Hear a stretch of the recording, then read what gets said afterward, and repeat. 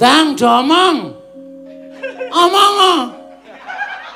Nek wis tak tutup ngene iki aja ngapa? Hah? Ket mau kok ora rampung-rampung, segane selak anyep. Ora ndandok selesai nglakone wis rampung. Ndara Antasena wis jawab kalih Ndara Jenakawati wis. Petra ya ndagel wae. Men digeguyu wiyaga senenge rajang-rajang.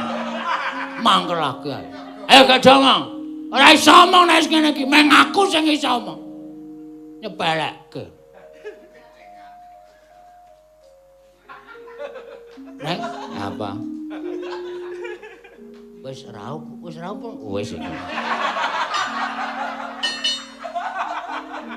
Aku ora mulai-mulai. Ngenteni amplop kaya.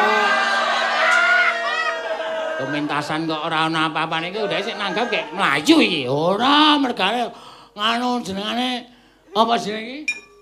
Nek ora ngono ndak ra dhewe-dhewe ora. Wis gak diomong. Senengane. Nek ora ditutup kayon ora.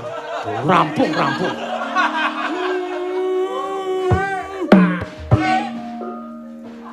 Kok wis peteng? Jebul wis bubar.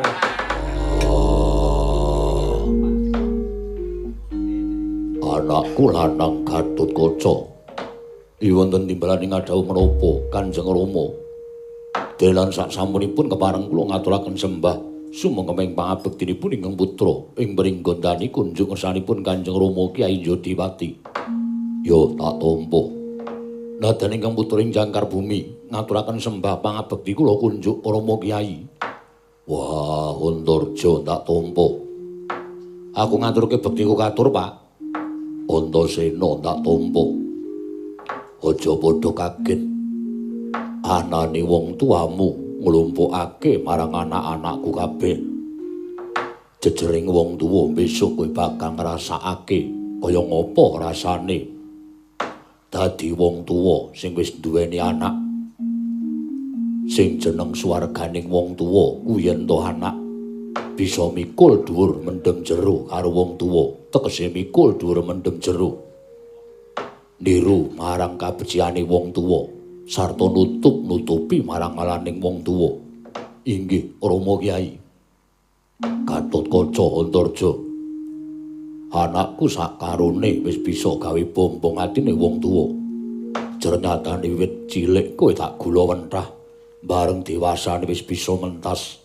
Tegese Gatotkaca wis dadi ratu ning Pringgondani sarta wis omah-omah, tegese wis mengku sawijining wanita. Antarja semono uga. Ya ming sing dadi bingung rasane atiku. Dina samengko isih ana siji anak Jodipati ingkang durung gelem omah-omah. Monggo saknyatane kegadhanganing Werkudara yen kabeh anak Jodipati wis mentas saya enteng. Tanggung jawabe wong tuwa, saya kepenak nggone ngrasake urip sarta saya kepenak nggone bakal mungkasi uripe wong tuwa jalaran wis ora duwe tanggung jawab. Mula kang sangka kuwi dina samengko nggonku nglumpukake marang anak-anak kabeh. Dina iki bakal tak kandhake sejatine. Mboten slontara sing manahipun ingkang putra ing Pringgondani. Menapa ing dados dawuh Paduka Kanjeng Rama Kyai Jodiwati. Semanten ugi ingkang putra ing Jangkar Bumi. Rama Kyai, wonten dawuh menapa? Kowe tak kandhani. Yen to dina ingkang kepungkur aku wis padha-padha rembugan kelawan Jlamprong ya kuwi makmu cilik Madukara. Jlamprong ingkang duweni anak wadon ya kuwi ingkang ora liya kejaba ingkang jeneng Jenakawati. Dina samengko gumala ngrembug antaraning aku lan Jlamprong bakal bebesanan. Jenakawati anake Janaka bakal tak pek mantu. Mekaten Rama Kyai. Yo. Lajeng pareng Paduka Rama Kyai mugi parenga paring dawuh ingkang terwaca gandeng Gatot lan Antarja wis padha-padha omah-omah. Mula dina samengko nggonku nglumpukke anak-anak mung bakal tak jak rembugan nanting karo adimu Antasena. Yen to dina samengko bakal tak jodhokake karo anake Janaka ya kuwi si Jenakawati. Nuwun sewu, Pak. Paripaksa aku maju nggone ngabiyantur ngersaning bapak merga aku krungu pangandikaning bapak sing ngendikake ento bapak wis kangsen rembug karo Paman Janaka bakal ngrabekake majaning Paman Janaka ya kuwi adhiku wedok Janakawati arep tok rabeke karo aku. Ngono ya bener apa ora, Pak? Wah, iya Antasena. Gandeng kakangmu loro kabeh padha mentas. Mula mengkari siji Werkudara ngentasake anakku lanang ya kuwi kowe. Mula ora usah dadak kowe kakean gunung sing tanpa guna. Aja kakean bawadan dina samengko manuta karo bapakmu. Kowe tak rabekke karo adimu Janakawati. Kose, Pak. Wong rabi ora gampang lho. Ya pancen disawang kuwi penak. Ning nuwun sewu, wong rabi ku kudu nganggo petungan lan kudu ana dasar-dasare. Ora usah mulang karo wong gerang, ora mulang. Ning aku ngelingke karo bapak. Dasar-dasare wong rabi ki siji tresna. Mongko aku karo adhiku Janakawati kuwi tak anggap adhiku dhewe. Bapak karo Paman Janaka kuwi ya sedulur. Apa ya apik kedadiane yen to nganti sedulur padha sedulur kok padha mangun bale wisma ujaring para sepuh ujaring kaki-kaki wong tuwa do nyebutake nek ana sedulur karo sedulur padha mangun bale wisma tegese padha rabi kuwi mengko sing ora apik turune. Wah kuwi gugon Tuhan aja dipercaya. Ora sandadak kowe percaya babagan perkara sing dikandhake karo wong gerang-gerang sing kurang tanggung jawab. Iki mono kanggo nuntumke balung pisah ngraketke daging sing renggang. Mula ora sandadak kokian gunung sing tanpa guna aja nyentulani rembuke bapakmu mung kari gelem apa ora. Lah iki ngene iki jenenge pemaksaan. Ngene jenenge kowe meksa karo aku mongko aku ora ana dasar tresna karo adhiku Janakawati. Ana tetembungan tresna kuwi jalaran saka kulina. Mongko yen wis kulina ketemu kulina srawung bakal ketukulan rasa tresna. Nek tumrap aku salah, salah ing kono apa? Tresna kuwi ora perkara saka kulina, tresna kuwi uruping jiwa sing suci. Tresna kuwi paringane sing gawe urip. Mula tresna kuwi ora iso dijaluk, tresna kuwi ora iso direncana lan sak piturute. Dadi nek bapak ngendikake tresna kuwi saka kulina ora bakal kelakon. Wah, kowe aja ngeyel. Ora pisan ora pindho kowe nyentulani rembuke bapakmu. Dimas, ora usah dadak siadi. Munjo atur sing akeh-akeh ngersaning Rama Kyai, siadi mungkari manut Dimas. Yen siadi kersa rabi, yen siadi kersa palakrama, siadi gelem palakrama. Kuwi padha karo siadi nyuwargake lawan wong tuamu. Siadi ngenteng-entengke lawan kewajibaning wong tuwa lan siadi ngenteng-entengake lawan tanggung jawabe wong tuwa. Mula aja nganti siadi nyentulani rembuke Rama Kyai, rungono. Wah, gunemane kakang-kakangmu kae sing padha ngabekti karo wong gerang. Kowe kuwi anak wis ora iso basa, ora iso tata krama, pendak-pendak wani nyentulani rembugane wong tuwa kaya aku. Arep dadi apa kowe? Dadi wong. Wah, aja nyentulani. Ning aku durung tekan titi wancine, kowe wis dewasa, wis ndungkap umurmu. Arep sok kapan nggonmu nglakoni rabi? Pak, ora sandadak kokean gunung Gatot wonten timbalan. Antarja wonten timbalan. Rakita tata-tata apa wae sing dibutuhake. Ayo, adhimu lanang diarak ana ing kasatyan Madukara. Yen Antasena ora gelem nglakoni rabi, wah aku ora sudi duwe anak Antasena. Kowe aja nganggep aku wong tuwa. Waduh, kacau iki. Ya wis. Nek bapak kersane ngono, aku manut. Ning kok nek ana bobol borote lelakon tegese nek ana kesandung srimpete nggonku nglakoni bebrayan karo Janakawati aja nyalahke aku wis matur nek aku ora duwe rasa tresna. Wis ora usah dadak ngeyel, ora usah dadak kumbi, ora usah dadak selak. Mengko bapakmu sing tanggung jawab. Ya wis aku manut. Wis terserah ngono sakarepmu. Wah, kon rabi kok ngeyel. Ming rabi dirabekke, mengko yen wis rabi. Ndang bapakmu wene ana putu, aku wis seneng. Aku wis sing abot ning kono kuwi. Aku ki wong apik-apik, aku ora ngerti carane. Wah, mbel apa? Werkudara kok muni mbel. Gatot Antarja mangkat dina iki. Lho iki sedika saken dawuh Rama Kyai.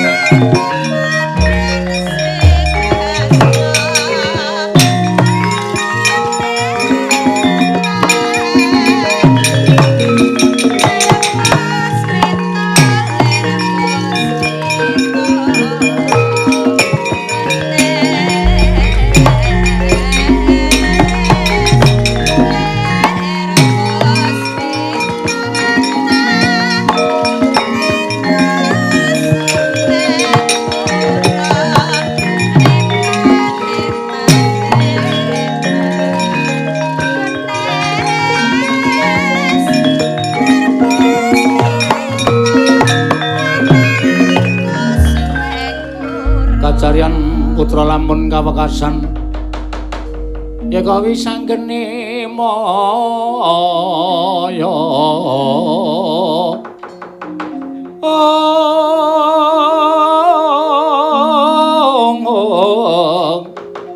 wis sanggene moyo Wisnu Pratenta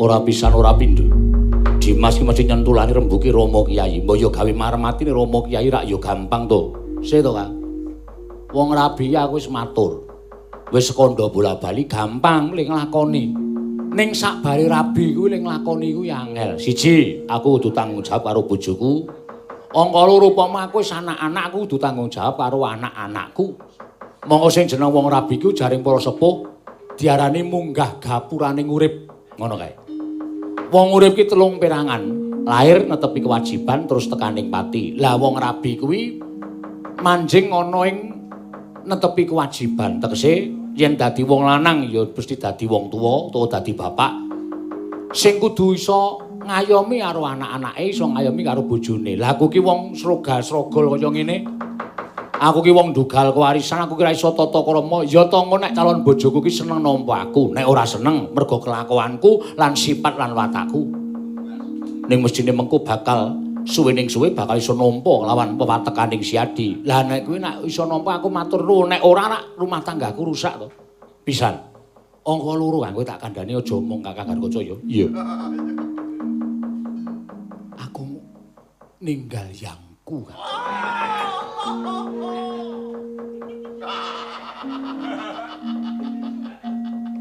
Kusik lah Siadi ki duwe pacangan kok ora matur karo Rama Kyai. Nek matur karo Rama Kyai rak mesine Rama Kyai bakal ngrabeki karo pacangamu. Iya. Mergane ming kawula cilik. Aku ki seneng karo si Kae lho Kang, kowe ngerti ora? Neng pojok kasatriyan Ngrandu Gumbala kan ana bakul bakso. Bakule wedok. Siadi kok seneng sing lemu. Weh lah piye to?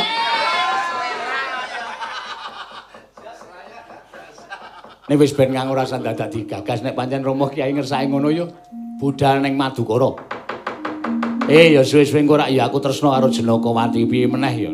Karepe wong tuwa ndak malangku aku didukani. Ayo Dimas aja kesuwen mundhak adoh tindake Rama Kyai. Yo.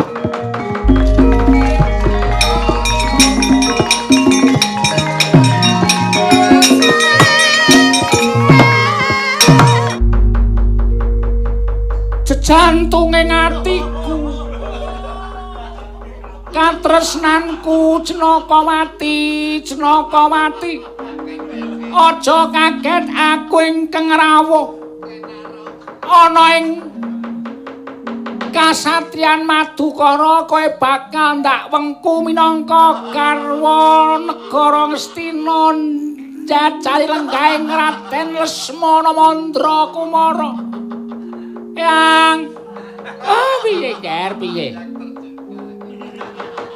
Jempana joli-jolan pun disiapke wis kabeh wis samapta ing gati sawigahing diri paman-pamanmu para Satakuraya wis samapta ing gati wis ngirit marang budaling pinanganten kakung saka negara Ngastina ingkang bakal dhaup karo putri saka ing Madukara ya kuwi putuku Jenakawati lha nggih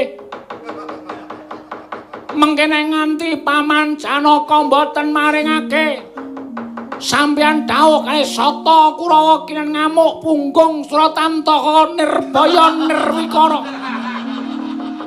Madukara diosase iya wis ora usah kuwatir tur kowe ora usah kuwatir ya putuku Ngger Janaka kuwi muridku Janaka kuwi anakku Janaka mesti manut karo Begawan Durna ora-orane Janaka bakal wani nyentulani rembuke Begawan Durna yen Jenakawati tak jaluk tak dawuh karo kowe mesti dipenahke karo si Janaka lan bakal kelakon mbok boyong nang negara Ngastina. Lah dalah.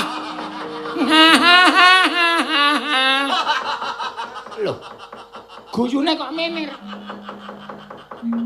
Bombong raos sing manah kula. Nang bro mbok miyong tergelung senguk. Wok ketekur. Jenakawati ora bakal tiba ning pangkoning wong lanang liya kejaba tiba ning pangkoning Raden Lesmana Mandra Kumara. Pamuan Paman Janaka kula ingkang sowan kula pengin dhaopan putra panjenengan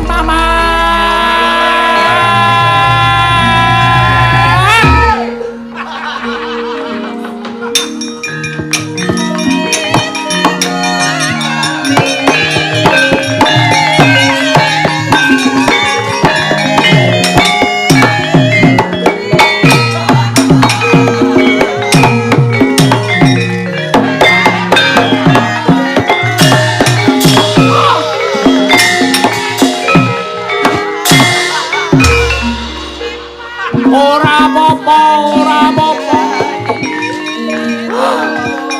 Kok dadi kaya ngono? Malah nyakil barang.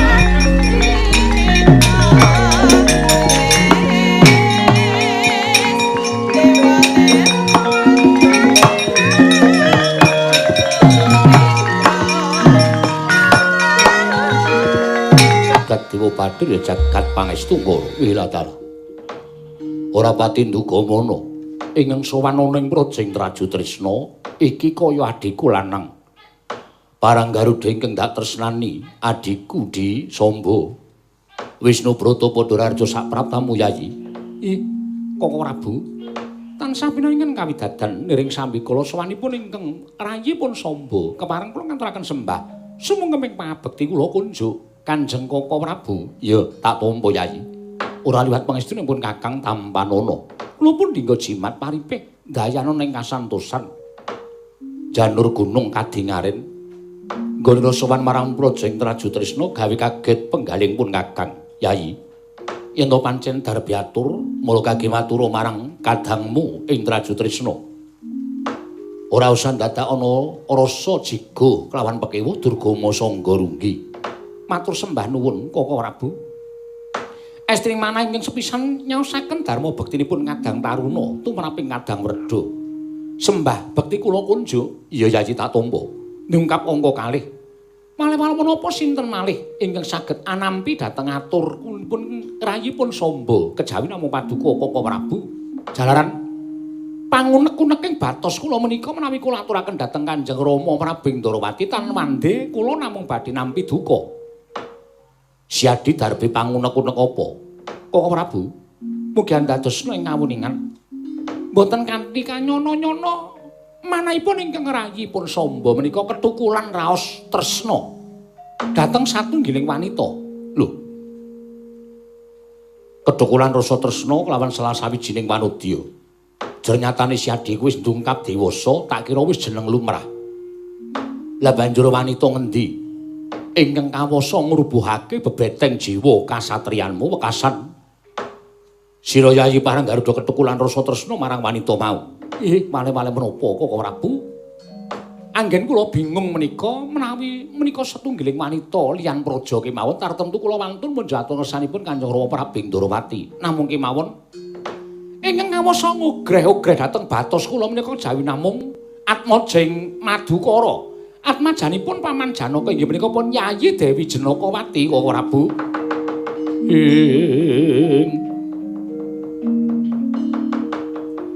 Kagat risang kapirang urinangkul kinembet-kembet dosang reknaning bawana.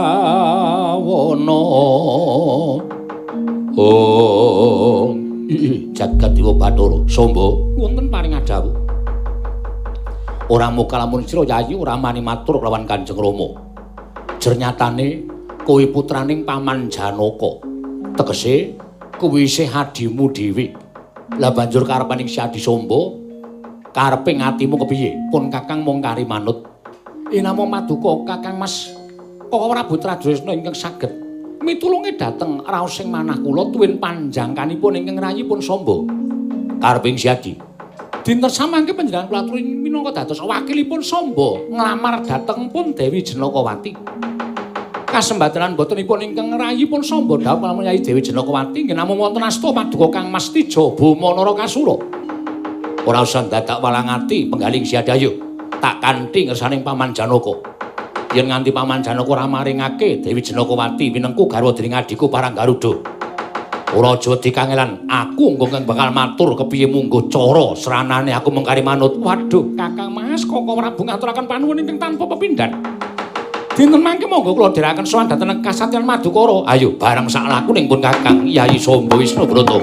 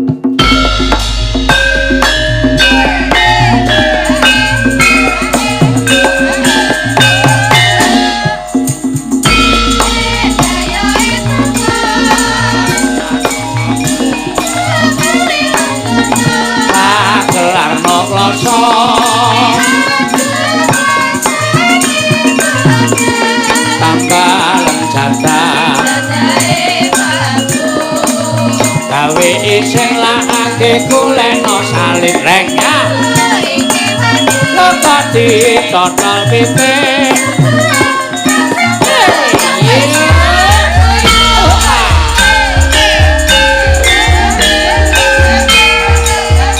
Awas Lah enggal papakno Lah gelarno kloso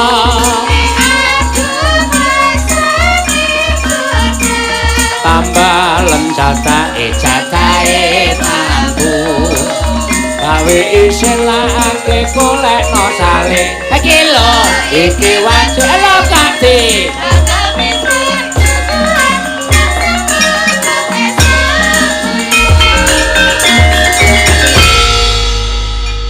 wah ming sak dayoe teko we gayeng ya Truk ha iya ngono ki ming kari garapane kok garapane apik, tabuhane rampak.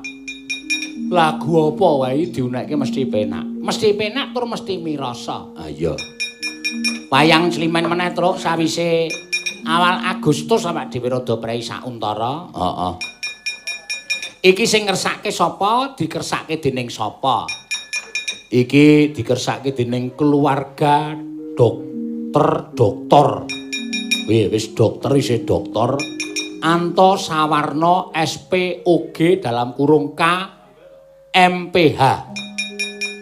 Acarane midodareni ya kuwi panjenengane Dokter Teresia. Aduh piye? Ilang piye Gusti Keto?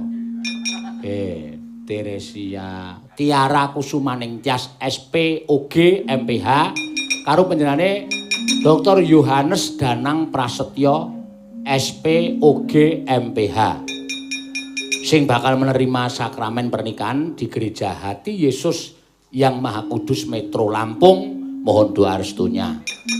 Muga-muga tekan kaken-kaken ninan-ninan nggone sinisian. Ya. Benane Bapak Anto Sawarno nggone ngrabekake putra-putrine ya pinaringana bagas waras, pinaringana lancar, pinaro seger, pinaringana kawilujengan. Ya. Temanten sakarone pinaringana tekan puputing yuswa. Kaken-kaken ninan-ninan. Nek tumrap aku tekan puputing yuswa. Sebabe ora tekan kaken-kaken ninan-ninan wis do tuwa-tuwa do pegatan. Ayo. Puputing yuswa nganti tekane ora ana tetep padha tresna tinesnanan. Apik kuwi, Gong. Apik larang kok. Ayo. Ya bener, omongane Bagong ki bener. Heeh. Mula awake dhewe melu mangayu bagya ya reng. Aya melu mangayu terus ana nawala apa meneh, Truk? Iki pirang-pirang sing diaturake karo awake dhewe. Mula wajibe diwaca. Ha iya apa diliwet. Mbok sing apik rek aku iki omong tenanan malah tok pancai dhewe. Nggih. Menika wonten awala Bapak Nanok S alumni AAU 1969 Bogowonto. Wow. Salam sehat untuk para penggemar wayang kulit khususnya krunya Pak Seno. Minta lagu Caping Gunung. Kalau ada Tatin yang nyanyi. Ada. Wis langsung dilokke wae. Dari rumah makan Sugiarto SCJ untuk Romo Laurentius Suwanto SCJ dari Filipina. Wow. Yang hari ini berulang tahun, ucapan selamat datang di Indonesia. Semoga selalu sehat dan bahagia. Saweran sudah masuk tanggal 1 Agustus kemarin 1 juta. Oh iya. Malam Mas Petro, request lagu saya tadi yang telepon Vino. Saya request lagu Gubuk Asmoro yang nembang Mbak Tatin. Buat pengantin berdua yang sedang bahagia sama seluruh tim Deg-Degser Covid. Oh iya. Dari Dr. Adi Iriawan spesialis penyakit dalam saweran 500.000. Oh iya. Iki sing kagungan hajat ya wis nyawer 1 juta. Tembang manut. Woi. Tembang manut iki Gong. Manut ya rowo. Wis senengane nek ngarang waton. Ora ngerti tembang manut ki matur sak karepe awake dhewe. Ya, matur sembah nuwun. Nawala-nawala wis padha diwaca terus ayo mbaka siji diaturake gandeng ki wektune ya wing mepet ya ming 2 jam. Mula wajib diaturake ya. Malah sesuk malam minggu ki malah prei. Lho. Kok iso? Wah, ya akeh sing padha pesen rebutan ya. Malah kabeh gagal. Ayo. Wis ora apa-apa ya sing ngono iki wis biasa terjadi dalam dunia persilatan. Ayo. Ora apa-apa ya Reng, ora apa-apa. Awak dhewe tetep saklek sarta temajuh ning nggon wayang Climen iki ya, Tru. Ha iya. Tetep streaming, ora ditonton piyai akeh, mung ditonton piyai 5 utawa tekaning 10. Heeh. Manut karo ngendikaning Bapak pemerintah.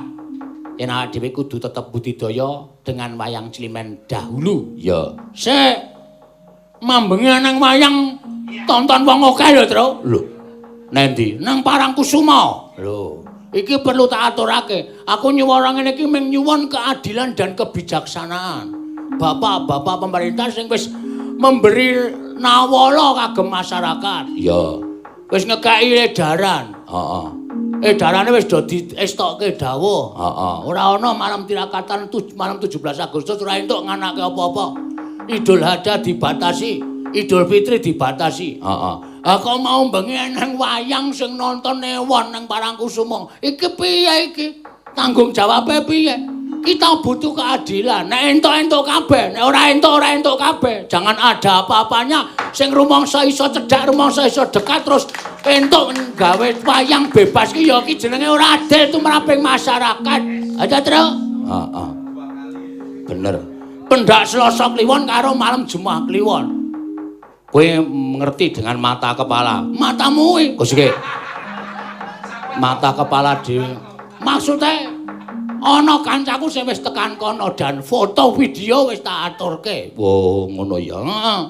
Nek ora entuk kabeh, nek entuk kabeh, ngono wae. Ha iki sing nang kene iki sing masalah, sing marai masyarakat geram, marai masyarakat butuh keadilan. Iya.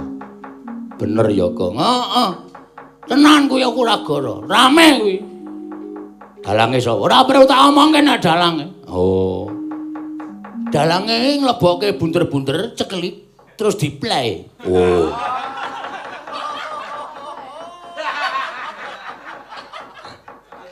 Kowe banget. Menok ngopo? Iya. Iki kudu perlu pertanggungjawaban. Oh iya, ora mung tekan semene. Ono ya. Heeh.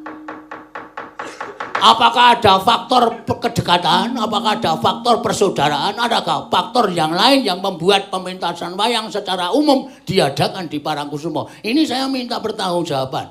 Nek ana sing mangsuli bahwa itu adat istiadat budaya. Adat istiadat budaya ki sak Jawa iki pirang-pirang. Heeh.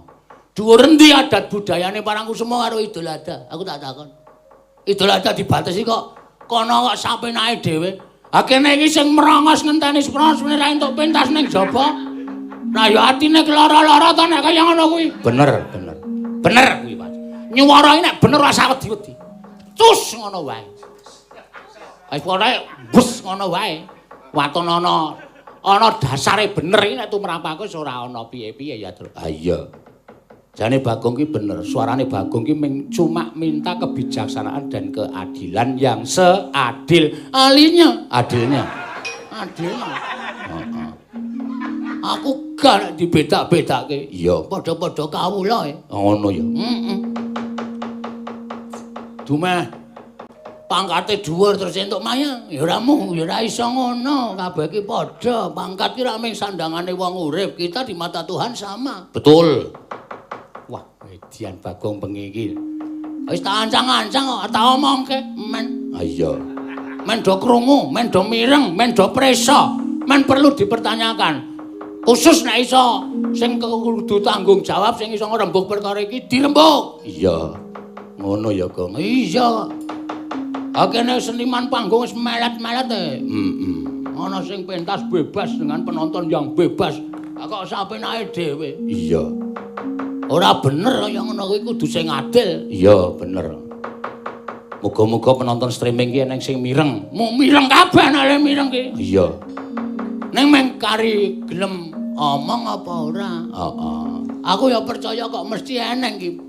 Perangkat pejabat pemerintah sing mireng ki ya mesti eneng. Ning kadang kala ya wong ki ana sing mbomben nang ki wae cangkeme Bagong. Ana sing ngono kuwi ana sing itu perlu ditindaklanjuti. Ana kuwi sing apik ya perlu ditindaklanjuti kuwi. Iya. Ya nembangi Bagong malah mlingse karo acarane. Acarane iki mantenan kok malah ngrembug kaya ngono. Ana ora liwat kaya ngene lar nyuwara liwat apa? Liwat corong. Nganggo mobil. Ngene iki men dirungokke wong akeh padake ora. Iya Dik, bener. Ya nembang caping gunung ya, Truk. Yo. Caping gunung barang kuwi kebijaksanaane piye? Iki piye ta iki? Caping gunung kok dikatut-katutke. Wis nesu kok njur sapa-sapa dikatut-katutke ora. Tekan semono barang kok. Yo nembang yo. Sindene ana pira? Ana 4. Celimen ki wae sindene 4. Sing iki sesasi wingi ora ketok, saiki ketok. Sapa to? Mbak Hana Pertiwi. Karo Mbak Tatin, karo Mbak Ayu, karo jejere juragane Tapetelo. Wah, edan. Saiki wis mulai dadi juragan. Ah iya. Lu seneng tak awake dhewe malah melu alhamdulillah to kanca-kanca iso dadi juragan ki. Gleleng kok. Heeh. Iki eneng kok sing arep adol selokan Mataram. Wo. Selokan Mataram kok didol iki nek sapa ora senengane kok perkarane. Ya Rang yo. Ya. Mbak Tatin sing kepareng kon nyekar caping gunung. Iya. Engko gubuk asmara ya Mbak Tatin. Wah nek ngono sing telu kon asah-asah wae iki. Ya ora engko didum, ora kok Tatin kabeh. Diratake. Mergo iki pancen ya ana anu jenenge penghargaan saka pamundutan lagu, request sinden kuwi sesuk ana penghargaane. Tegese penghargaan maksudnya nek bayaran per bulan ki ditambahi no, Gong. Wah, ana ta? Ana, dadi ora usah kuwatir. Wah. Sing cilaka penabuh ora tau ana sing duwe request. Pokoke sing nata wayang kudu Pak Wanda, ngono ta.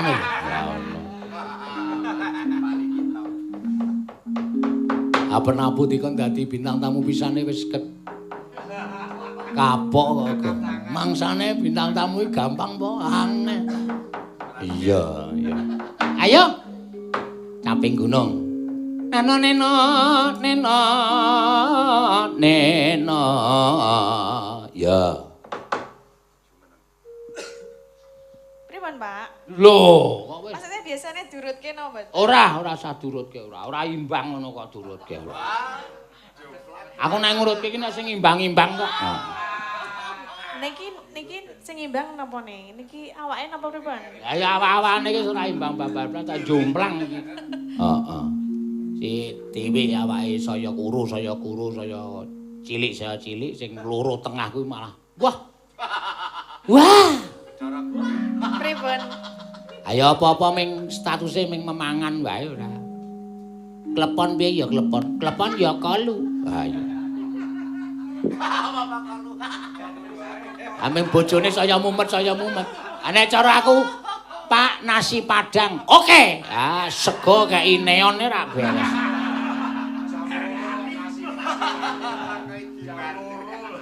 Jam 2 kok nasi padang. Sego kei neone beres. Lho padang banget. Remusen sak neone. Enak. Mangga. Saben bengi Nyawang.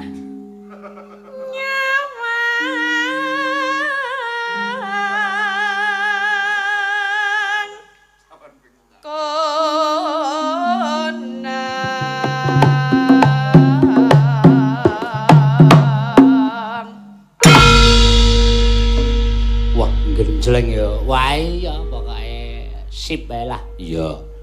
Ki sing anu lho, Tru. Apa? Oh jenenge Agustus ki isih rada selo. Sing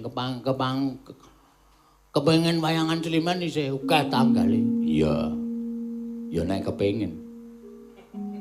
Aku ya mung ngomong sing kepengin kok. Ora maksa. Ah iya. Kok suwe-suwe atos wis wae. Aku ki wis berusaha mengiklankan mesti tok cempaluki. Muni cempaluki kok centraluki ora.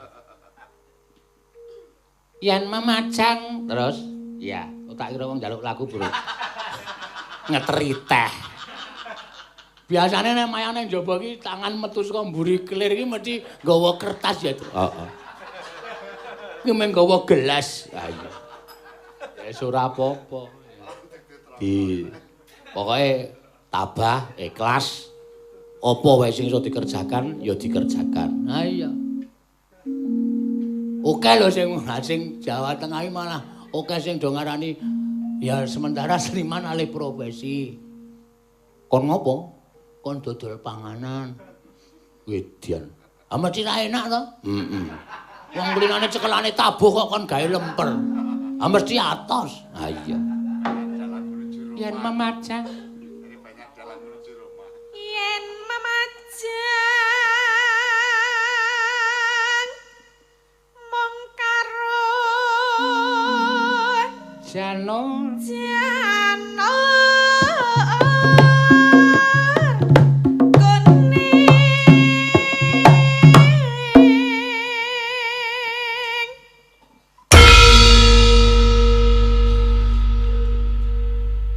Tatin ya saya lemu. Adeke saiki duwe konten anyar. Iya.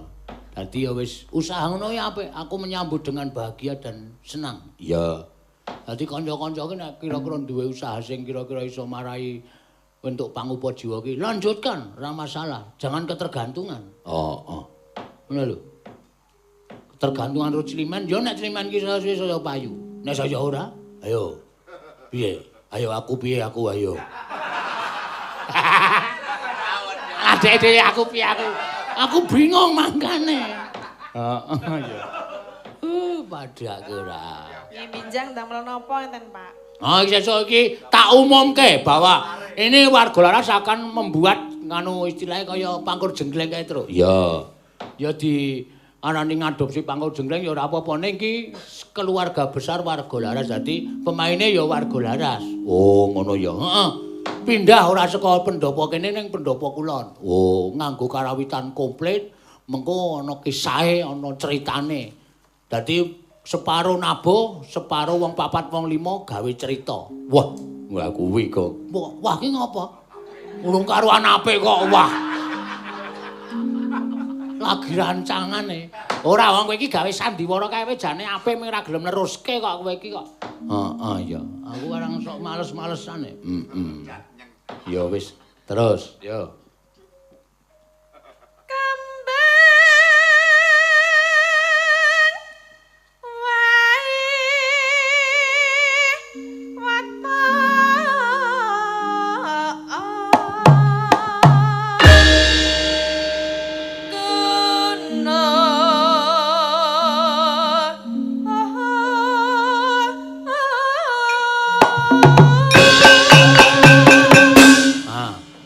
Sesuk kabeh pemaine ya kanca warga laras ya sinden warga laras. Ane sing ora tau pentas ngadeg iki kudu iki wis kesepakatan sing ora sago gebuki. Wah, kok iki wis kesepakatan nek ora sago kon minggat. Heeh ya, dadi sesuk sapa sing ora gelem didapuk kowe engko dadi Pak Dukuh paduro bojone nang critane ngene-ngene. Waduh Pak kula mboten iso. Minget. Ora ngidak tanah sedayu. Kejem tenan. Kejem tenan piye? Mangsane ora. Ya.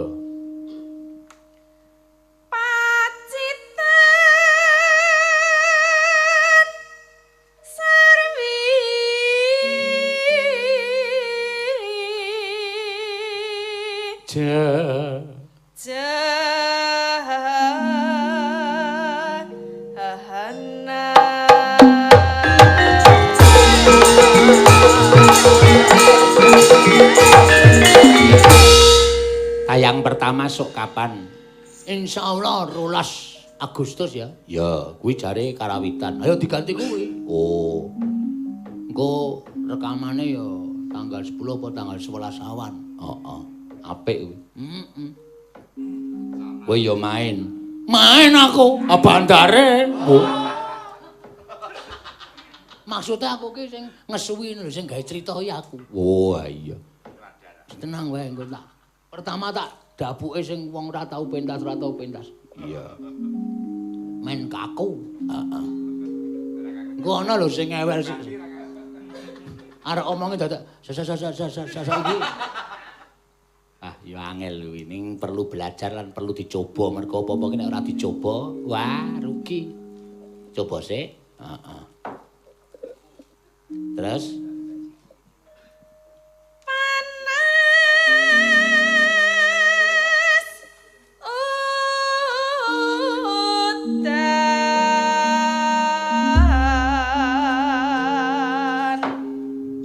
panas udan aling-aling caping gunung saiki arang dicengkok munggah ki ya Tru asline kan munggah panas udan aling-aling caping gunung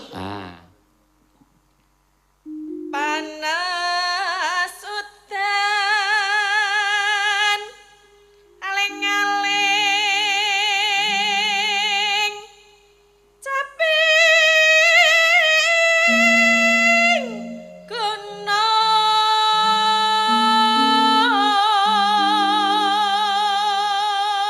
kanca-kanca ya misuwah kabeh gunung nadyan waden ya nadyan waden sarta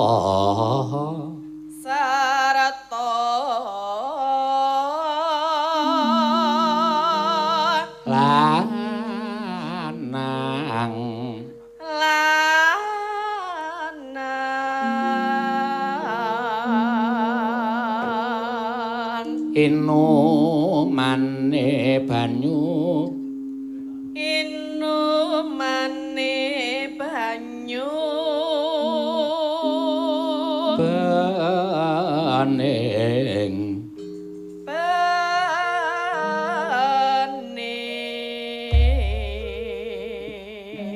yo dunake yo reng ayo ceklik waduh dek jaman dulu tok keden tok ndang tok wah telung dina ora krungu gamelan itu wah iya Dik kepiye ta iki kok senengane tumbukan lho kaget aku dek dek kuwi jenenge tumbuk kudune dek ngono heeh ya Dik jaman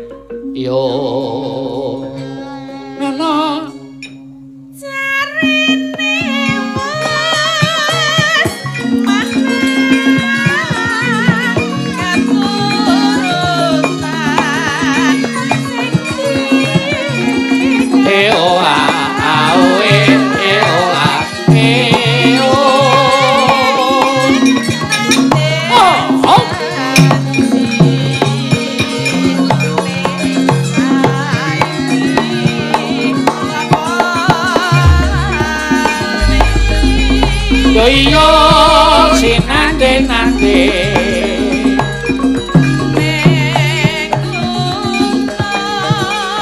Urataya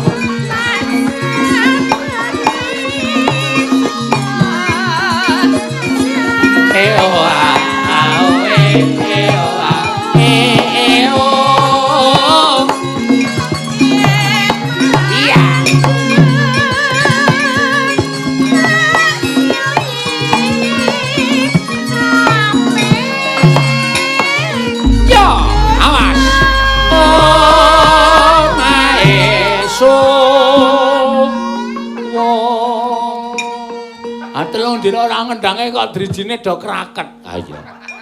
Saking ceceke ndang glodak. Heeh iya. Ah iya. Karang apa-apa ki pakulinan lho, Kang. Sing jeneng kanca-kanca iki dikira ki penonton akeh-akeh padha ngarani nek kanca warga Laras ki akeh-akeh do latihan. Latihan nulis? Ora. Ora tau latihan mergo saking kerepe wis ngerti lagehane dalang dadine wis rasa dadak latihan. Heeh. Wis dong, oh karepe kae ngene, karepe ngene, ngono wis paham. Oh ya. Ora tau latihan, ora tau. Latihane mung latihan guyu. Oh. Ya. Sakar bisa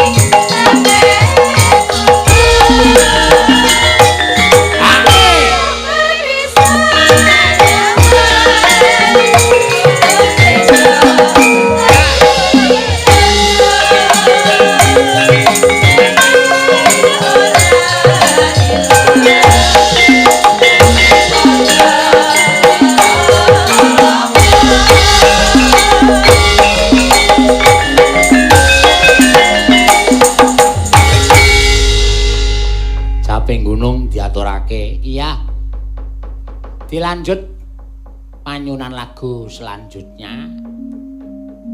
Yaisu. Yaitu karang ya kecethit ilate kok ya, Tru. Padake ora. Pijeti ya ilate. Aja ilat kok dipijeti ora. Rumangsamu. Panyunan mau ana sing nyuwun gubuk asmara. Apa iya? Iya. Ilek isih ngono nek kleru. Heeh. Matur nuwun karo PWKS Krunggahan ya, Tru. Heeh. Sing wis kepareng rawuh. Iya. Oh iya gubuk asmara. Heeh.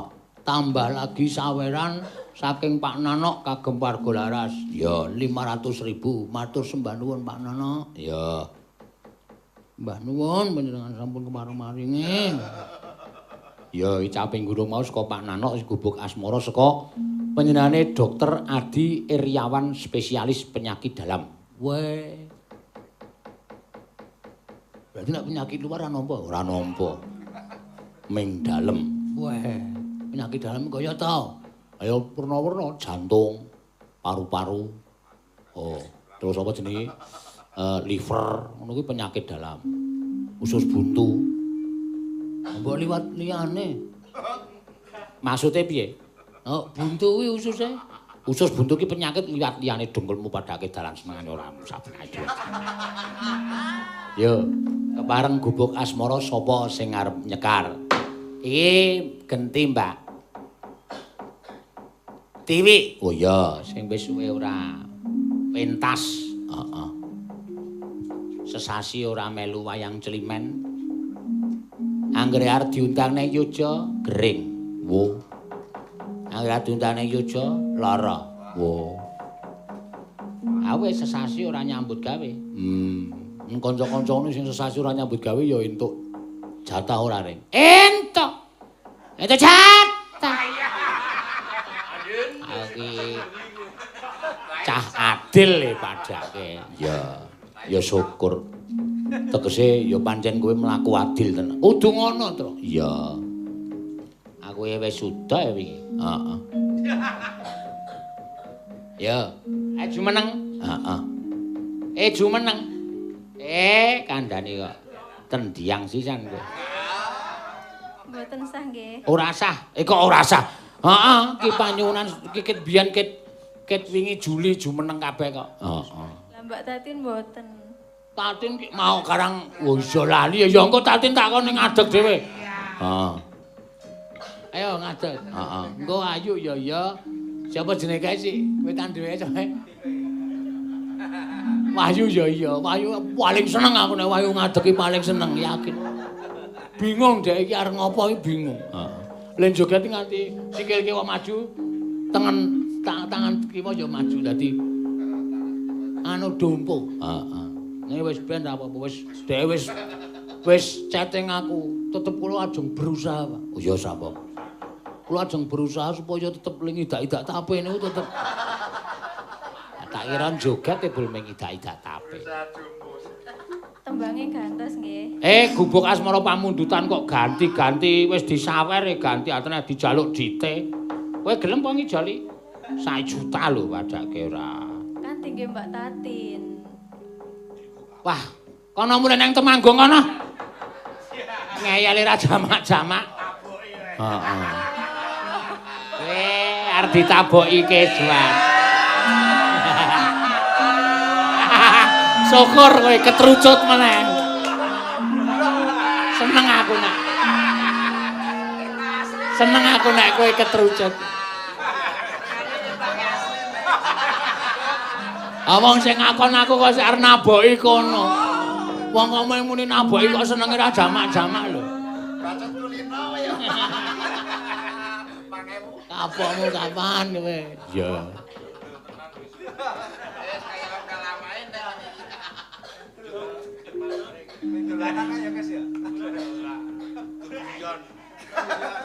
Iya. Gantos nggih. Ya wis sakarmu engko gubuk asmara men si ayu terus engko si sapa jenenge iki si apa Pak Wahyu engko Setia tahu.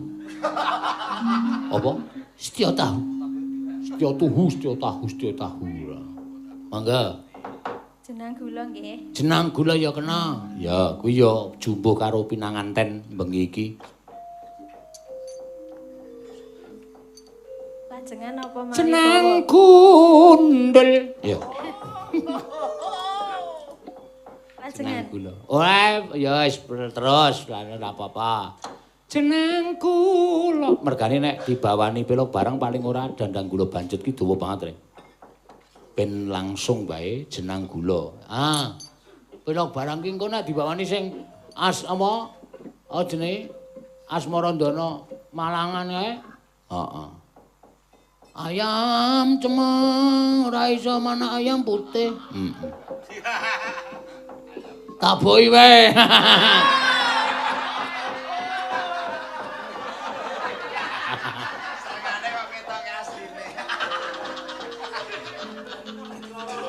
Sing jeneng watak ki ditutup-tutup ana tetep ketara ya. Ah iya. Wis dadi pambegan kok.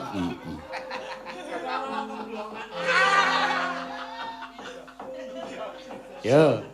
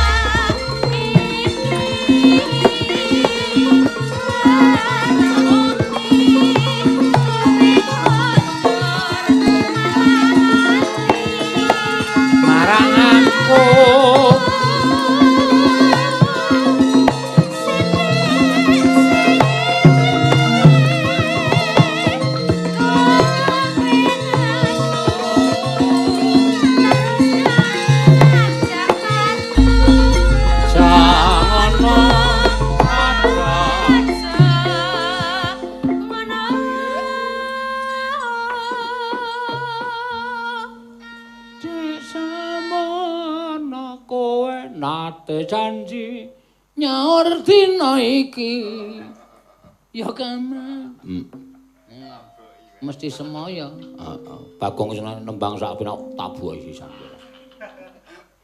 nya terus dinehke nya ora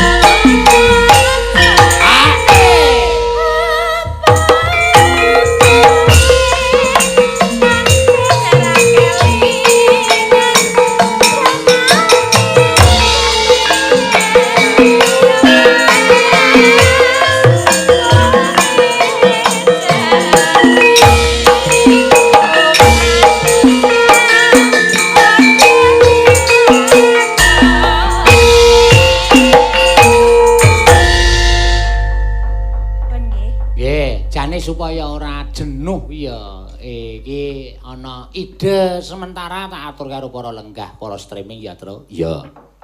Khususnya ning wewengkon Ngayogyakarta sing ora adoh-adoh. Heeh.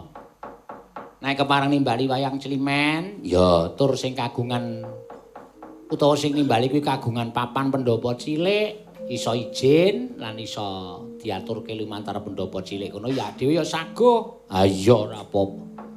Dienggo pindah suasana ini tetep mentaati protokol sing sono ya. Nah iya. Kudu tetep mentaati. Ayo. Wang gering nganti Protokol sing wis ana. Ora ana wong delok, tertutup. Lan sing mrisani ya sing kagungan ajat tok, sak keluarga upamane ngono kuwi ya ora apa-apa. Ya ora apa-apa. Iya. Ora kok akeh ya ora. Iya. Ki terus piye terus iki, Tru? Lah ya ayo sowan. Sebo iki ra arep ana manten to. Lho, sapa? Ambon apa? Ora.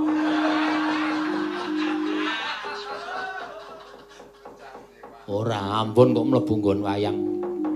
Sing arono manten Ndara Janaka kuwi arep ngrabekke Ndara Jenakawati. Calon mantene lanang sapa? Lho, dudu wong kono-kono.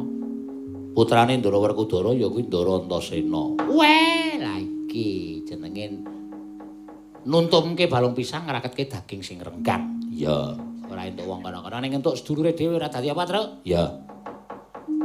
Ayo, Seba. Yo, sowan ning Kasatriyan Madukara. Sajake kok kaya tarup wis akeh banget. Heeh, 17-an kok. Ora maksud iki tarup manten kok ya. Tarup akeh banget. Ayo sowan awak dhewe nek dibutuhke engko mbok menawa entuk panitia seksi konsumsi ra iso ngutut-ngutut apa-apa. Ya ayo. Bapak wis rono dhisike ketibang-ketibangke lho. Ayo ditutke Bapak. Yo, Sangu gending apa, Tru? manut wae. Ora usah dadak werna-werna sangu gending apa aku manut. Ngin angin amitit milir.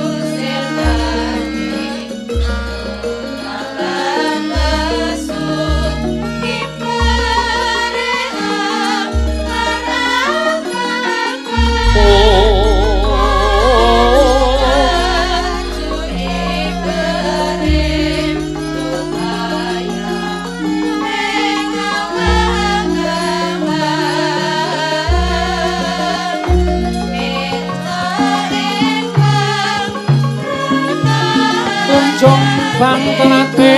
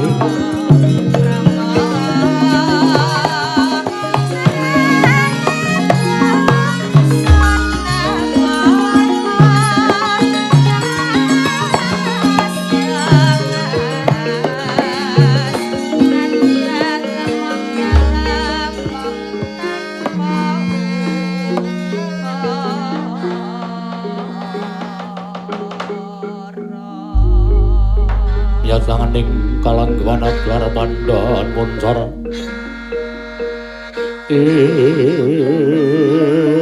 non lir kekonang sureng sorot etan padang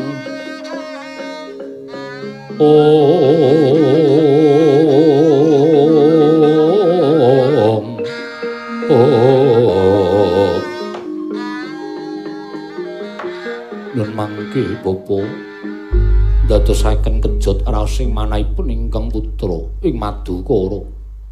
Kula ngaturaken karaharjan rawuh ngandika Bapa Mremban Durna. Oh, iya ya, Nger. Anakku Janaka slamet.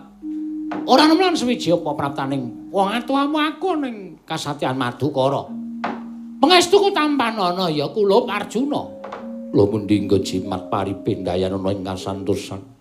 Lesmana anakku nggih padha raja sapraptamu. Tansah pinayunganing kawidadan nering sambikala paman kepareng kula ngaturaken sembah pangabekti kula konja ngersanipun paman Gembul. Iya tak tampa pangestuku tampanana. Kula pundi nggo jimat paripendhayanana ing kasantosan paman. Bapa Mremban wonten menapa dene paduka kepareng rawuh wonten ing kasatyan Madukara. Oh iki ngene ya Janaka. Sejatine praptaku ning kasatyan Madukara iki minangka dadi utusaning anak Prabu Duryudana. Nglarapake calon temanten lanang ya kuwi Lesmana Mandra Kumara putuku dhaup kawan putramu ya kuwi Nini Janakawati. Ya nadyan kepiye wae Janaka kowe kudu nyawang marang kahanan Lesmana Mandra Kumara. Wis bola-bali ngene gayuh marang wanita parantene gagar wigar. Mula wektu dina iki mulyakna uripe Lesmana sarana kowe maringake atmajamu marang putra Ngastina iki supaya bakal disengkake ngaluhur minangka garwa putra Nata Ngastina ya kuwi Lesmana Mandra Kumara. Yen pancen kowe maringake aku ngaturake panuwun nanging yen ora sabab apa Nger nyawanga Begawan Durna iki sapa? Aku gurumu, aku bapakmu Janaka. Apa kowe arep nduwa marang keparengane gurumu ya kuwi Begawan Durna Arjuna. Nyat laneng kalanggawan aklar mandan moncar tinoner kakonang surem sorot etan padang pasor lan pacaring purnameng gekono dasare mangsa katiga ing katrenjo rawing Sang Werkudara sumamur Raden Antasena kagiat nenggih Arjuna wae. Polat para Sang Arjuna semuanya kang kamanungsan.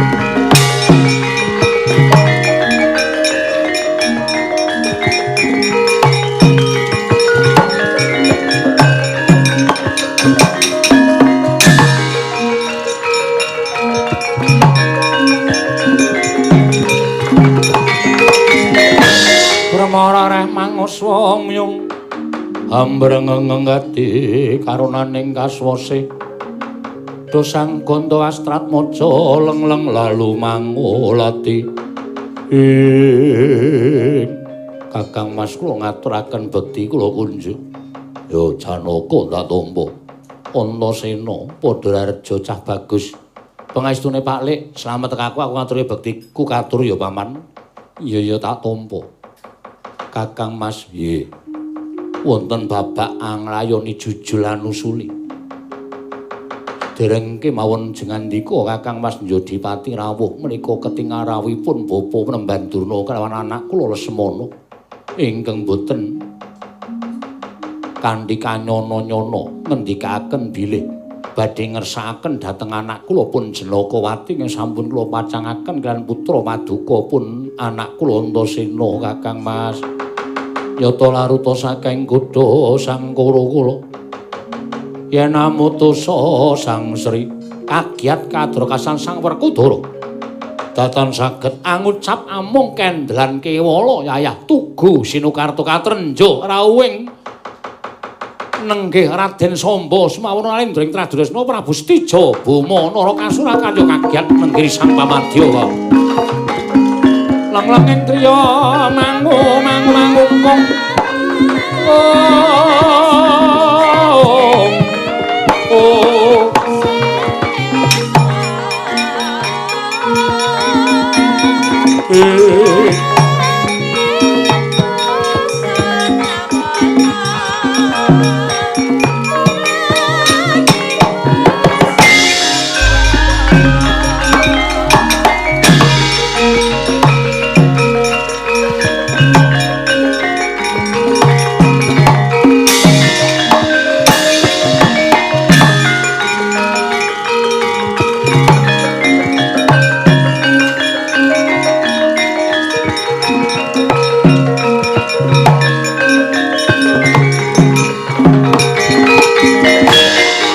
sayangga nduyat amun-amun lir gumampang maletik mancolot putus sing sewangulun Samba padha arja sapraptani ronggir nggih paman pinantuing suka Basuki sowan kula kepareng kula ngaturaken sembah pangabekti kula kunjuk iya ya tak tampa Setijo anakku Traju Tresna padha harja iya paman pinanting suka Basuki lampah kula pareng kula ngaturaken sembah pangabekti kula kunjuk. Ana apa Samba? Kepamatur marang pamanmu ing Madukara rawuh sowanmu ning kasatriyan sumengko pengawak Bajra. Mula gage matur ingkang tetela nggih Atmajaku Warang Garuda. Nyuwun mapunten paman. Kula ing nenta dados badal wakilipun kadang kula pun Yayi Samba. Badhe munjatuh ngersa Paduka Kanjeng pamaning Madukara bilih sowanipun kula anggirit dhateng adi kula ing Parang Garuda. Saya iki namung badhe ngebun-bun jangan jejawah sonten. Nedya kepengin amengku dhateng putra Paduka inggih menika Yayi Jenakawati badhe kasengkaken ngaluhur minangka garwa ing kasadyan Parang Garuda anjajari dhateng adi kula pun Samba Paman Arjuna.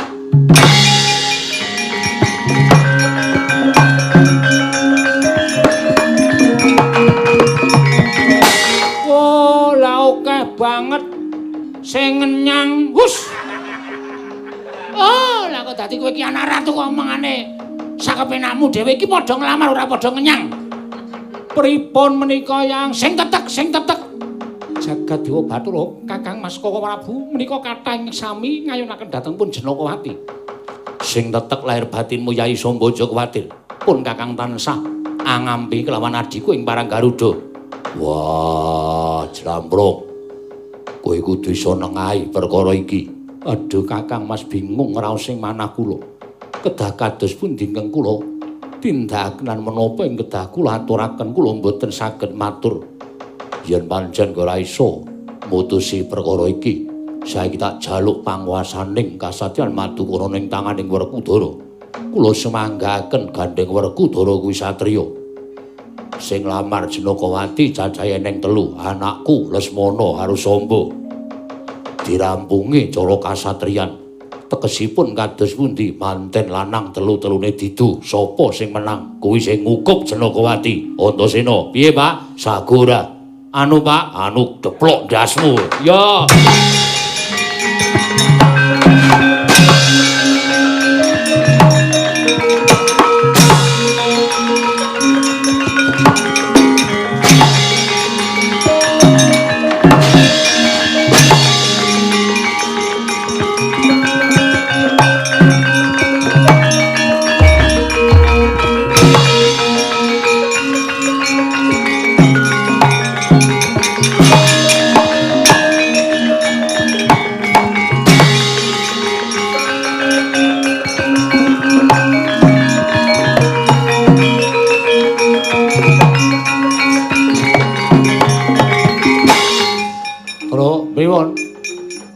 Aku jane bingung. Bingung perkara napa? Bingung janjane aku ki arep dadi manten kok malah kaya ngene kahanane. Lho sebabe sing lamar Yai Jenokowati pirang-pirang. Lho. Sapa mawon? Sapa wae? Sapa wae? Kakang Lesmana, Kakang Sombo karo aku. Ning nuwun sewu, sampeyan tresna mboten kali Nur Jenokowati? Nek to takoni perkara tresna aku rum dirasa tresna, ning gandeng bapak sing dawuh aku wedi yen to natoni atine bapak. Mula aku trima manut karo kersane bapak. Bagus. Sing jeneng anak niku kudu iso nyuwargake wong tuwa napa sing didhawuhke dening wong tuwa sampeyan kudu manut. Tur dasare niku wis titiwanci sampeyan kudu mengku garwa wong wis dewasa kaya ngono ora ming saba komplek. Gus. Weh, piye ta iki? Wah, ngerti ora melu metu, Tru. Aku arep bales kono ora wani ya bales kowe wae ora. Wah, jan ngrekoso. Terus pripun? Ning sampean pun tahu ketemu Ndara Jenokowati wa dereng? Ya wis tau ning ketemune perkara Kakang karo Wadi. Nek gojek ya wis biasa. Aku tau ora tau naboki bokonge ta kowe? Bagong iki seneng. Wis naboki kok kon rabi mah. Cara aku ya isin, aku kon gelut karo Kakang Lesmana karo Kakang Sombo. Wes, cetha sampeyan sing menang. Pun tandangi. Men Kang Rama lega. Kang Bapak marem tandangi. Yo.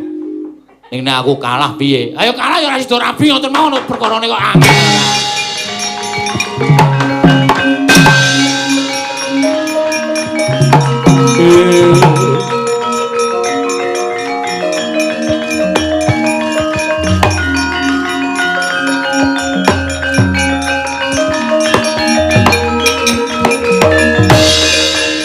Antasena, piye Kang? kowe ngalah ya Le. Mesakno karo aku wis ping pira wae nglamar wong wedok ora tau kelakon. Dina iki muga-muga kelakon mula tak jaluk kowe ngalah. Kowe tak sogo njaluk apa? Kowe njaluk brana picis, kowe njaluk probea, kowe njaluk omah, kowe njaluk apa wae tak paringi. Waton kowe ora sandat tak ngukup Jenokowati widadi garwaku. Nek aku ngalah bapakku lara ati, mula ning Gedhe Pangapuramu kanggo ngayem-yemi atine wong tuaku aku beksa mungsuh Kakang Lesmana. Kandhani nyayal wani karo wong tuwa. Sing tawedene apamu? Mati dening aku wedan. Ora apa-apa. Oh. Waduh. Mati aku ora yo. Antasena kejem tenan ora.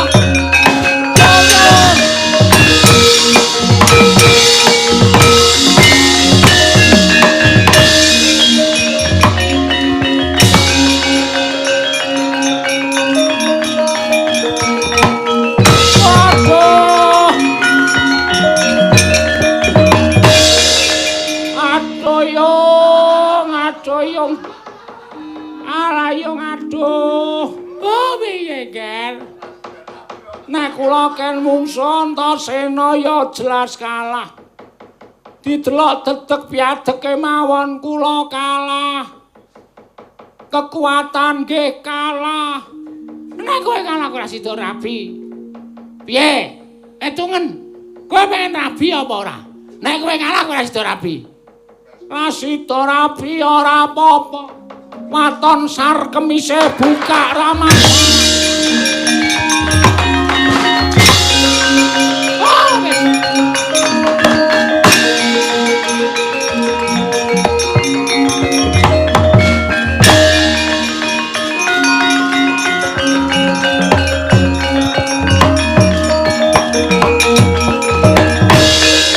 Antasena, Kakang Sombo piye?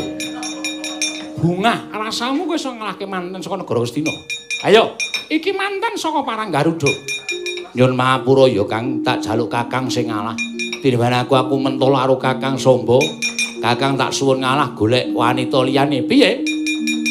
Luwung praping antaka yen ora kelakon dhawuh karo Jenokowati. Oh, yen kersamu ngono aku mengkari manut, pecah siramu, tak ladeni.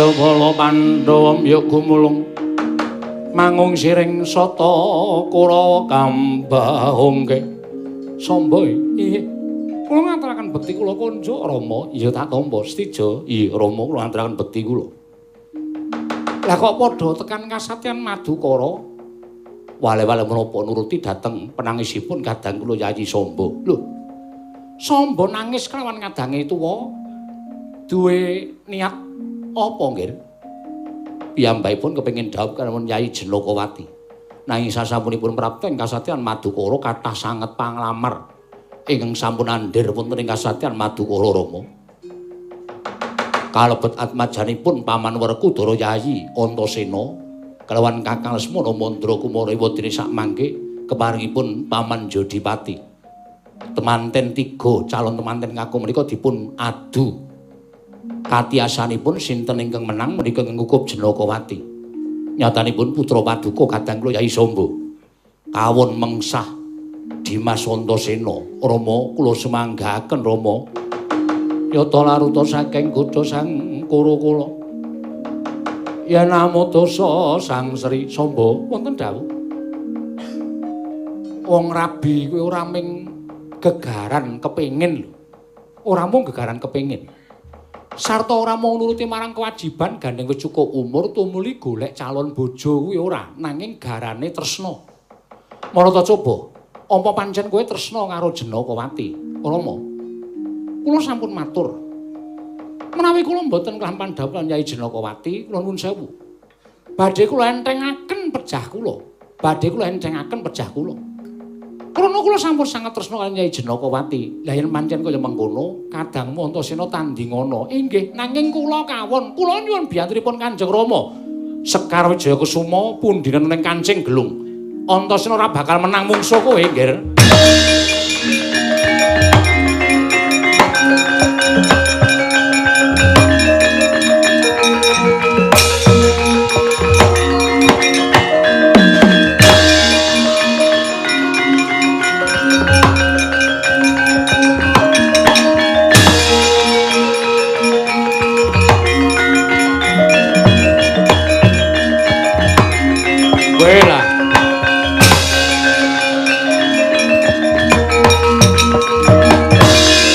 Antasena aja gleleng macakmu gembela sirahmu mbok senggo aku wis kalah karo kowe iya Samba durung kalah ayo sak gedhike Kakang Samba tak ladeni wah kelakon jebol dadamu wah ayo mati kowe iki Satya Parang Garuda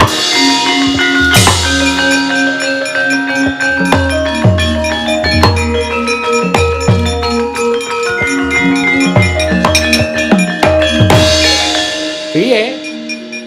Wah, ra sida rabi. Karo Sambae kalah. Mongko nika Satya ora tau perang lho. Sampeyan niku bendina gelut kok kalah. Ramutuk. Ramutuk ya apa, Gong? Ah ora ngerti bahasaku. Ramutuk. Piye nek kalah? Ana cara aku Toipati. Ini mana ra sida rabi kalah karo Samba isin. Samba ora tau gelut kok. Truk, Gong. Aja kok kaya ngomong, aku gumun. Gumune ingkang sekawit aku menang kok bareng Kakang Samba maju meneh kok digdaya men. Ora mantra-mantra Kakang Samba kekuatane ngedapi-dapi. Mosok niki mesti enten napa-napa. Kowe matur bapak eneng apa-apa iki matur bapak, bapak kudu sing prayitna ngewangi anake. Nggih, Ndara Werkudara. Ya.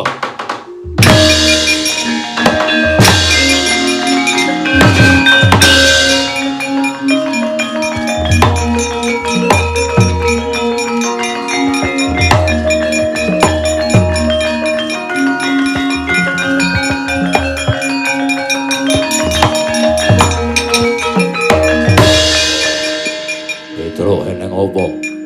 Matur Ndara Werkudara, sewu lepat nyuwun pangapunten. Ya. Kula ingkang niti priksa nalika semanten tandingipun Ndara Samba lan Ndara Antasena. Ya. Ndara Antasena sekawit menang. Wah, ora kaya-kaya. blas ora tau kobong. Ora kobong ya. Anu napa? Ndara Sambane ora tau maksude ora tau iso males Ndara Antaséna lho. Candhak sabetke wit bres uncalke cul. Lah eloke bareng Ndara Samba maju melih sawetara ora ketok. Niku kok ngedapi-dapi.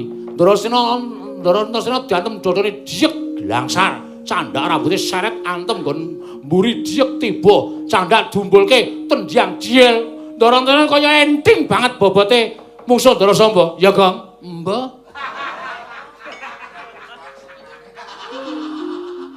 Mbok muni iya ya abote sepira to? Ya, Gong, ya ngono kuwi dadi kompak. Mau, aku ora weruh. Aku wonge jujur ya, Tru. Aku nek ora ngerti ya ora ngerti tenan wong aku pas kuwi aku ora nonton kok dadi aku ya ora ngematke. Ya wis ngene wae, kowe ora usah melu omong, kowe meneng. Ya. Nah aku muni ya, Gong, kowe meneng ora apa-apa. Ora usah melu mbuh ngono kuwi aku malah lara ati. Niku ngoten niku critane. Lah, niki Ndara Antaséna kaget. Terus truk kowe omong bapak. Iki ketoke kok Samba iki ana apa-apane kok kaya ora kaya biasane. Lah, sampean kudu iso ngematke kanthi Permana Jati. Ndara Samba niki enten apane? Wah, ora mung wah-wah. Kudu ndang temandang karya. Ora kena. Kula cekelke kula jokke napa? Aja. Ora usah tok jokke engko maju dhewe. Santai wae lho. Pedro, Nun. Janaka rene. Ndara Janaka? Ya. Kon rene. Nggih, senika ngestaken dawuh.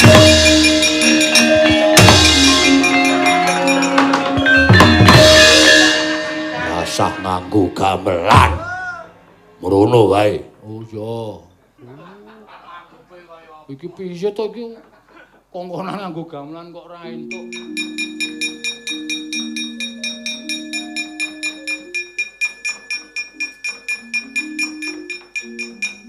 Lho, didepke rene.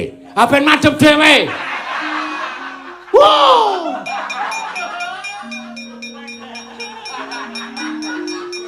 Wong madhepe kok didepke kaya anggepe iki patung apa piye? Ngece karo adine. Anggepe Ndara Janaka iki patung. Iso tiane ngrat lanang jagat lancuring bawana kok dianggep patung. Ming madhep rene kok ngadepe iki. Ya wis, wis. Wis op.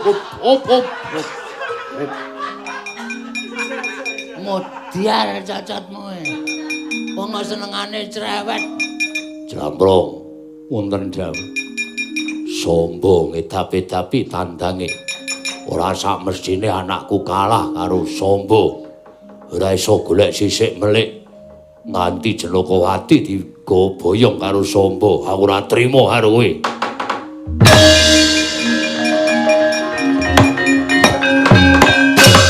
Loh. Wedian, Gong, kowe ngerti ra? Ngerti? Ora ngono sih. Ora. Kowe iki nek tak takone kowe ngerti ora? Kowe muni ora terus engko tak jelaske. Nek kowe ngene ngerti iki rampung perkarane. Wah. Ya wis. Aku salah terus. Kowe ngerti ra, Gong? Ora. Ndara Janaka kuwi bar ngendikane Ndara terus celing. Ilang lho. Ilang. Goleki. Rasah tuku meneh. Goleki sik. Luweh. Ora kompak malam ini karo kowe. Ndara Janaka teng pundi? Janaka matek aji panglemunan. Lho, tenan to? Ndara Janaka mangan timun. Lho. Apa kok tes. 3 kali. 3 kali kok gegem. Ya iso megar kok. 3 kali. Nuthuk kula. Petro aja kokean gojek. Iki ora iso wengi. Ora apa digawe sewengi yo aku seneng mayang lagian. Wagah.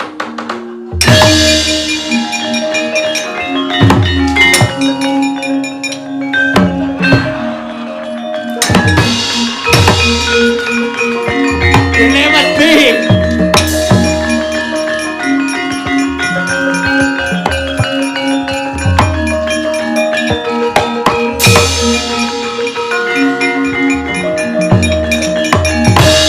Amuk Suramarata Jayabrata imbang yen padha-padha. Antasena kowe ora katon maju meneh kowe kalah karo putra Ndarawati.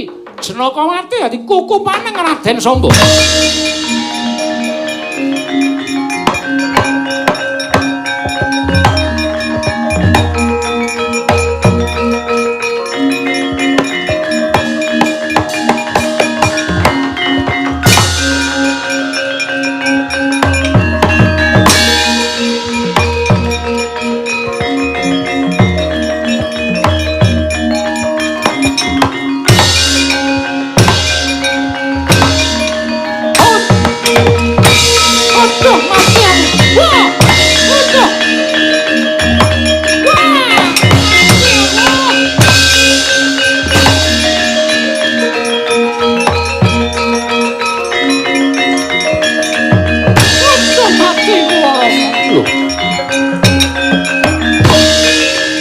Mesine iki ora bakal kalah karo Antasena. Nek nyatanipun enteng bobotipun ingkang putraing Parang Garuda, we Larapati Ndugamana.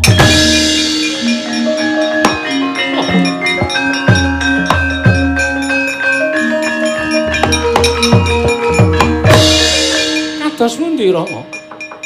Pinesti pancen dudu jodho dhaupe. Anakku Parang Garuda, Samba. Elinga pangendikane wong tuamu ing Ndarawati siji pesthi loro jodho kuwi ora ana tanganing menungsa nanging ana panguwasaning sing gawe jagat. Iye. Mula yen durung jodho dhaupe ya kudu nampa apa anane. Kemaren paduka Kanjeng Rama tak uruse kowe bali ning Parang Garuda. Oh nggih, ngestaken dawuh Rama.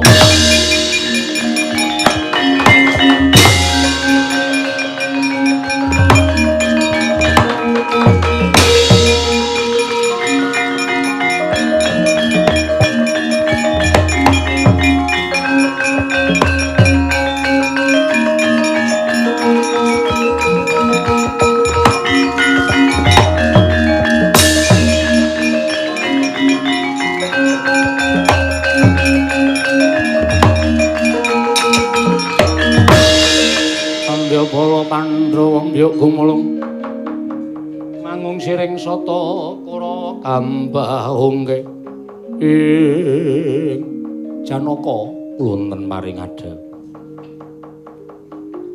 Pancen pinesti atmajaku dudu jodho dhaupe anakmu Janakawati. Pareng paduka paring dawuh mekaten, nyatane wis tak biyantu, tinemune tetep gagar wigar. Menapa Kaka Prabu rumaos mbantu dhateng Kang Putra. Mesine aku ora bakal selak kelawan batinku lan apa kang tak tindakake aku wis jujur karo adhiku Madukara. Kene tak suwun kembange. Sakpote mboten pot matamu.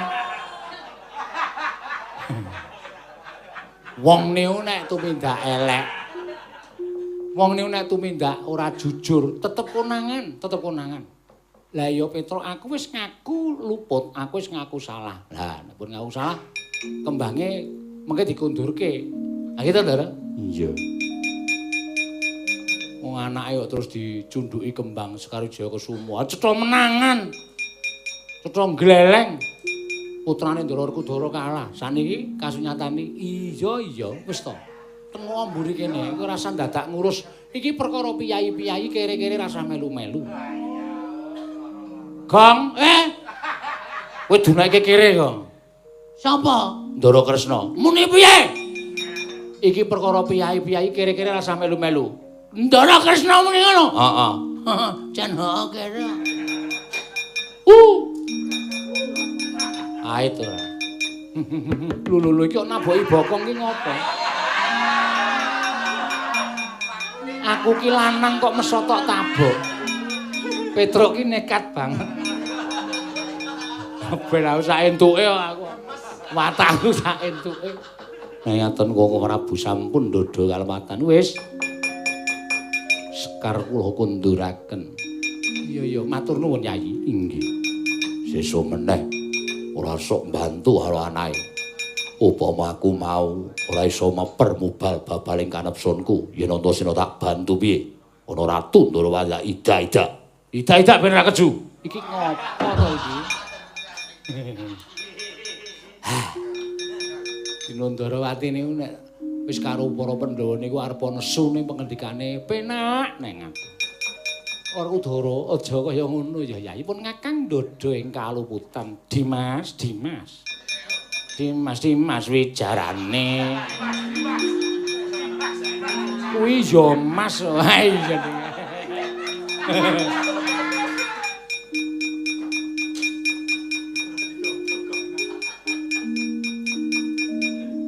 Ayo. Kuwi arep ngopo to, Gong? Arep tak selipke nang ndasku kowe. Men ngopo? Men tukul. Tak tampa ya, Yayi. Inggih. Iki ngopo to iki? Ah tak kira dikeke aku kok. Kek aku dengkulmu iki arep ning kancing gelung. Lho.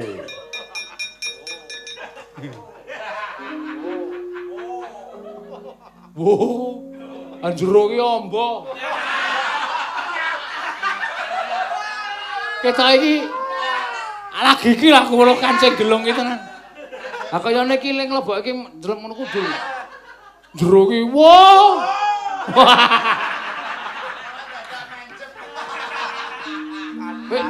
Kurang ajar kowe. Kurang ajar. Ana mestakane Indra kok dinguk.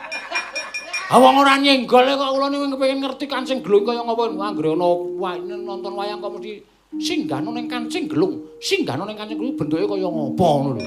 Kene ora rada penasaran to. Woe lah. Weh. Woh. Jebul wis kono kuwi kancing gelung. Kuwi aja kok nggo simpen kembang, nggo nyenggahke wong wae iso wae. Weh. Edian. Elok tenan.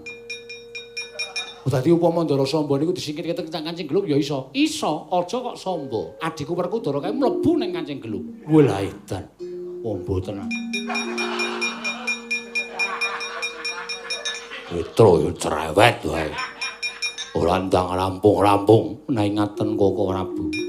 Anak kula tetep Antasena ingkang mengku garwa Koko Prabu. Ya pun ngakang nekseni Antasena ingkang menang. Sayembara perang mau wekasan Antasena ingkang kudu nampa Janakawati. Ora ngono ta, Petro? Nggih. Kula niku aja omong lho. Nek jak omong niku omong terus. Pun sampean ngendika mawon rasane ngarasa nganggo rak ngono to Petro. Nek sampean muni rak ngono to Petro, kula niku terus brol. Omong terus, mengke ndak ora rampung-rampung.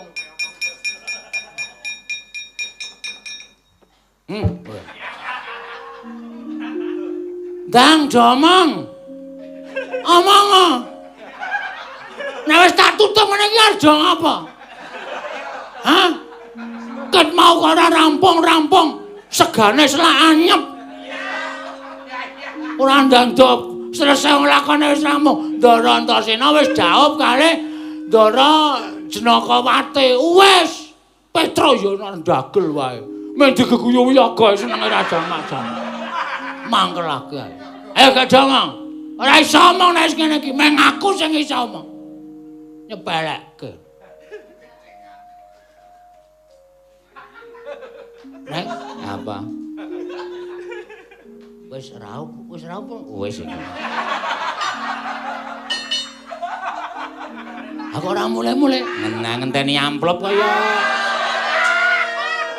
Pementasan kok ora ana apa-apane iki udah sik nanggap kayak mlayu iki. Ora mergane nganu jenengane apa jenenge iki? Nek ora ngono ndak ra dhewe-dhewe ora. Wis gak diomong. Senengane. Nek ora ditutup kayon ora. Rampung.